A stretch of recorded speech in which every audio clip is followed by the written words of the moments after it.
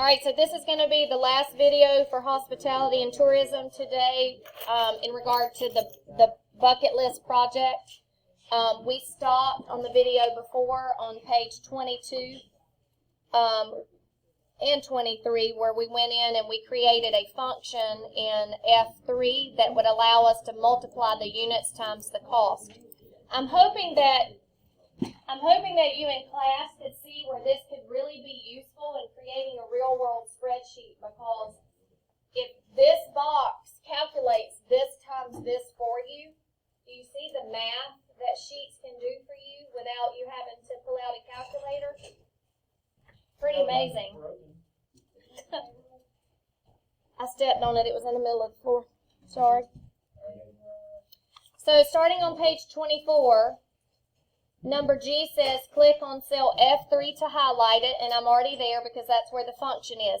And class, where does it show me the actual function or mathematical sentence that's being used in this cell?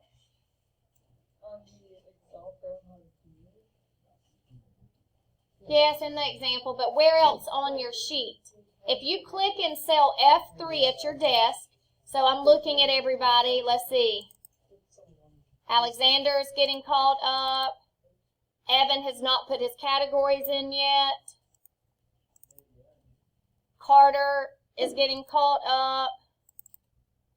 Tatiana's putting her categories in right now. Beautiful. Okay, so if... Where are you, Renee? There, Miss. Look at you, boo! Look at you! Snaps for Renee. Okay, so if we go back to this column, look, when you click in this cell, it tells you here what's going on. It says equals D3 times E3. That's our formula bar. So if you're wondering what kind of mathematical equation is happening in this cell, it's right here with the formula bar. Does the date matter when you leave? No.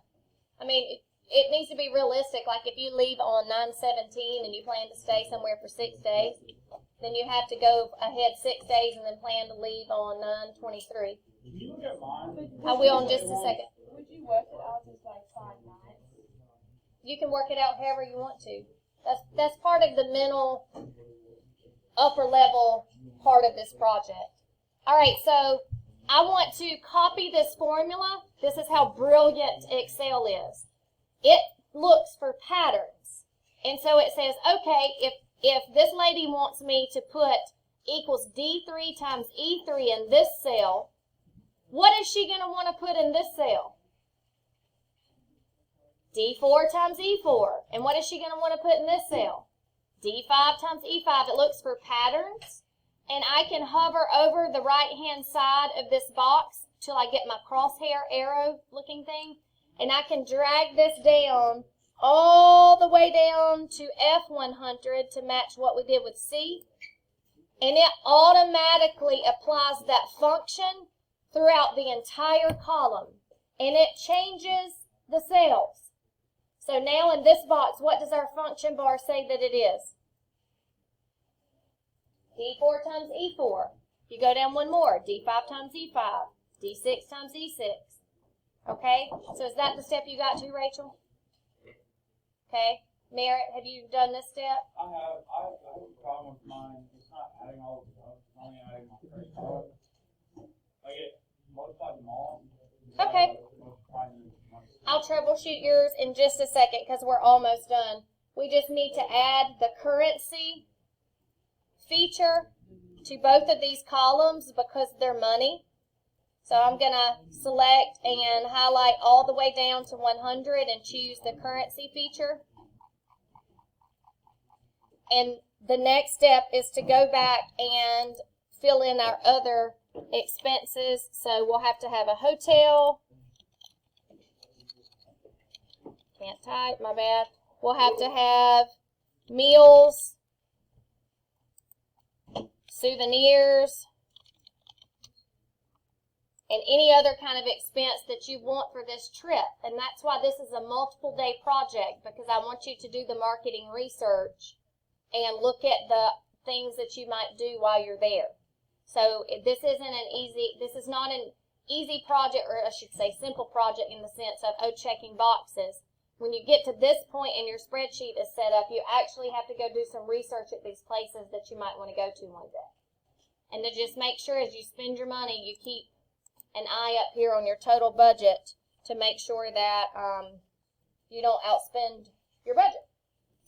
Okay? So I'm going to stop there with the videos, and then I will help you guys in class one-on-one. But real quick, I want to see if I can troubleshoot Merritt's computer or issue on this video, because other people might have the same problem. So tell me what you got going on. It only added my first one to the money spent, and then it hasn't subtracted any money or added any money. Okay, so in this box, we need a formula. Your formula that you have says equals $15,000. Perfect. But we have to then put a minus and select I1, because as it adds up in here, you see what I'm saying? So I'm going to hit enter, because I've adjusted that issue, and look, it's telling you what's going to happen when I hit enter. It's going to change that 15,000 to 14,471. Those of you that are talking right now, please, I would appreciate if you don't. I'm almost done with the video. Then here in the money spent column, you have to put a colon after F, and then tell it that you want it to do everything in the F column. And now it'll add your money spent. So that was just an issue with this formula set up here. And it's because you worked ahead and tried to figure that part out on your own. So no worries. You're welcome. So this